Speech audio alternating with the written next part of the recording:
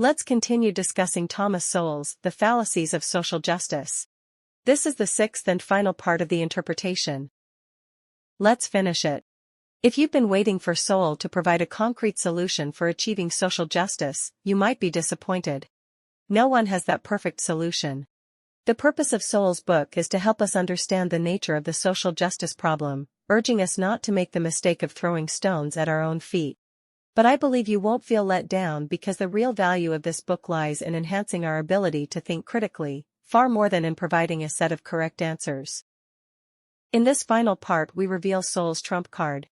Once you fully grasp the logic behind this card, and learn to apply it skillfully, your wisdom is bound to increase. The trump card is that you can only seek limited justice. This statement has three meanings. First, we should seek social justice. As long as there are people oppressed, suffering, and unhappy in the world, even if these people have no direct connection to you, you would instinctively want to do something for them. We never accept an unjust status quo, and we don't subscribe to the idea that what exists is reasonable. Our ideal is always to make everyone happy. If equal happiness is achievable, even Hayek would agree that equality is better than inequality. The ideal is fine, but second, society is not obligated to provide justice to you. Some people, after suffering a great injustice, may harbor the psychological notion of revenge on society, even resorting to harming innocent people weaker than them, a foolish approach. This is anthropomorphizing society. Hayek reminds us that society is merely an orderly structure. It's not a decision-making unit, nor an entity that takes action. Society has no thoughts, and you can't hold it accountable. Only individuals and government institutions can make decisions and take action. This leads to third, in many cases, equality should not be the primary consideration in decision-making and action. Sowell doesn't explicitly differentiate between justice and equality in the book. In my view, as long as there is no oppression among people, that counts as justice, and equality is a higher demand. But current societal trends mainly focus on equality, so we can use these terms interchangeably. The key point is that, even if your ideal is universal equality, you shouldn't settle for equality alone. In the face of reality, some things are more important than equality, such as efficiency. This thought is crucial, and we'll get to that shortly. Let's talk about reality. For some inequalities, we must accept our fate. In the U.S., there's a National Merit Scholarship Program that holds an annual exam for high school students nationwide. Among the 1.6 million participating high school students, some come from families with exactly 5 children. Among those who both come from such families, and advance to the finals, the proportion of firstborns is 52%, while the proportion of the youngest siblings is only 6%. This is the advantage of being the firstborn. It might be because the firstborn once enjoyed all the attention from their parents, or it might be because the birth of younger siblings automatically provided the firstborn with authority, confidence, and leadership. Whatever the mechanism, the reality is that simply being the firstborn makes it highly likely for their future achievements to surpass those of their younger siblings. In many fields, the gap between firstborns and their younger siblings is larger than the gap between different genders or races. If you're considering having children, this information is undoubtedly enlightening. Having more children is beneficial for the eldest's development. Is this fair? It's terribly unfair. But what can you do about it? In a family with several siblings, there will always be one who is born first, and you can't change that. The reality is that everyone's life has a significant element of luck.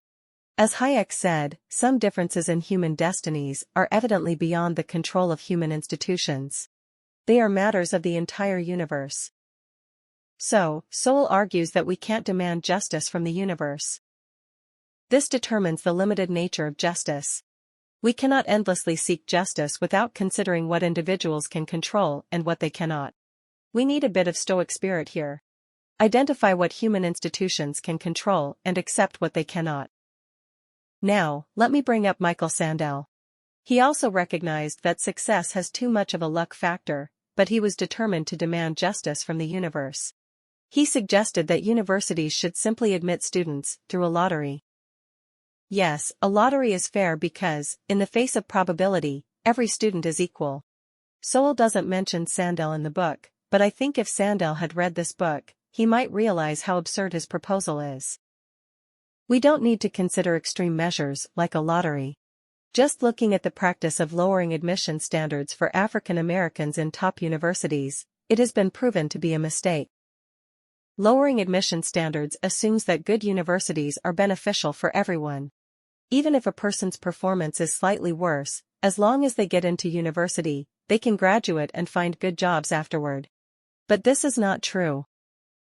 The University of California system once implemented affirmative action for Black students during the Civil Rights Movement, including the prestigious Berkeley campus, deliberately admitting many Black students.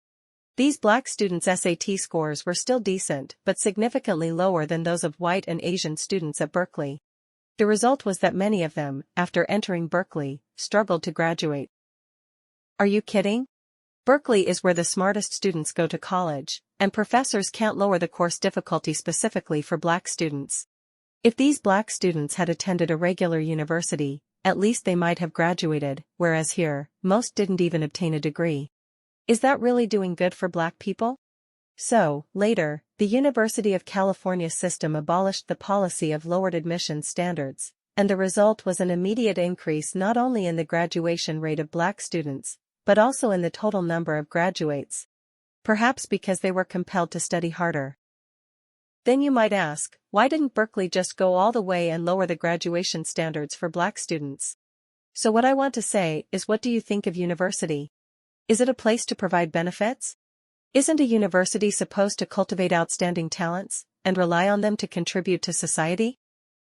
Many institutions are hesitant to publish performance statistics based on race.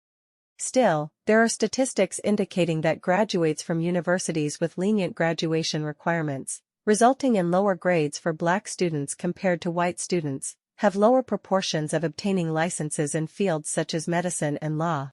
Fortunately, issuing licenses doesn't involve racial quotas, probably because no one dares to let incompetent doctors treat themselves. The reality is that the civil rights movement did not genuinely help Black people.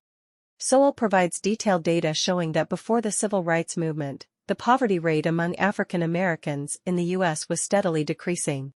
However, when the civil rights movement began, the rate of decrease slowed down, and when it shifted towards implementing quotas and preferences for Black people, the poverty rate virtually stopped decreasing. The pursuit of extreme equality, achieved through drastic, ultimately harms equality.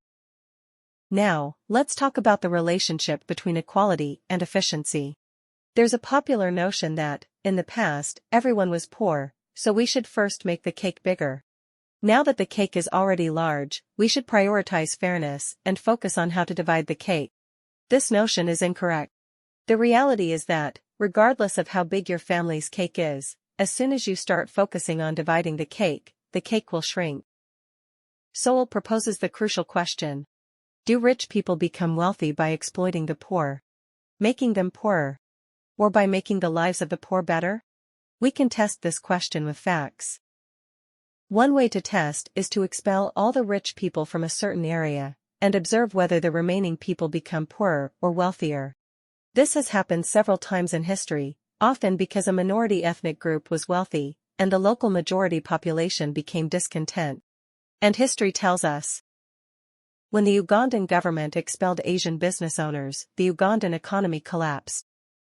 When Myanmar expelled moneylenders, interest rates in Myanmar rose, rather than fell.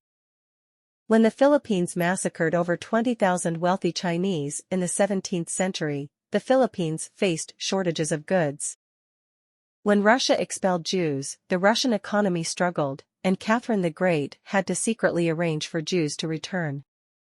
Another way to test is to see whether a place where there are many billionaires has a higher standard of living for ordinary people than a place where there are fewer billionaires. The answer is that the more billionaires there are, the higher the absolute living conditions of ordinary people. So, the reason rich people become wealthy is not through exploitation, but by providing better services to others. The so-called adjustment of wealth disparity is essentially a choice between equal poverty and less equal prosperity. Let's think carefully about equality. It's a somewhat unusual pursuit.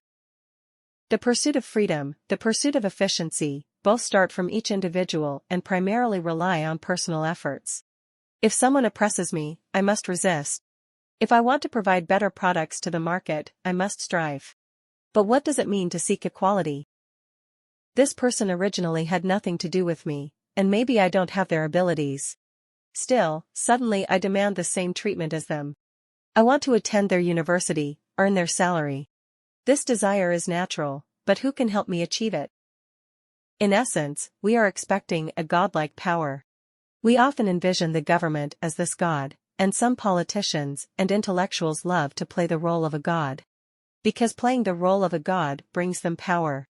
Sowell says that all the totalitarian regimes established in the 20th century were based on equality as the highest moral principle.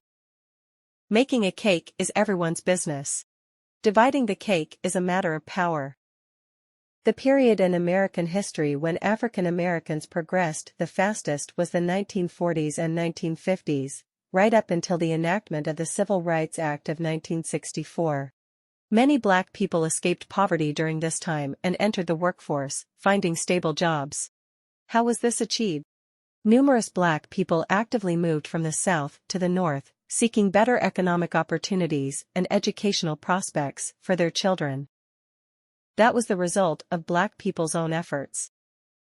Interestingly, achievements like these, progressives rarely discuss. Perhaps it's because they couldn't play the role of a god in this scenario? So, Sowell asks, are these people prioritizing the poor themselves, or their own roles in the social justice movement? Social justice is a noble ideal. We read books, we go out to work, to stand for principles and give meaning to our lives. We seek social change, because people are oppressed.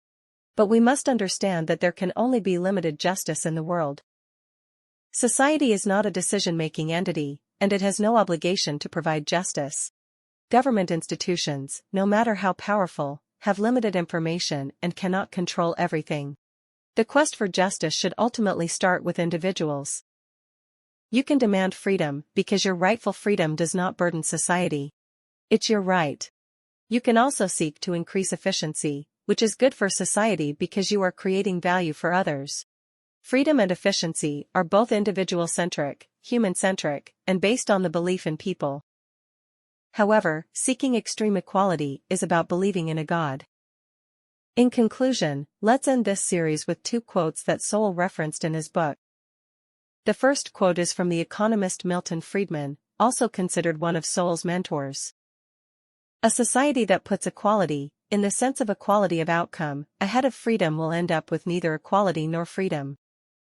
The second quote is from the conservative forefather Edmund Burke. Preserving my principles unshaken, I reserve my activity for rational endeavors.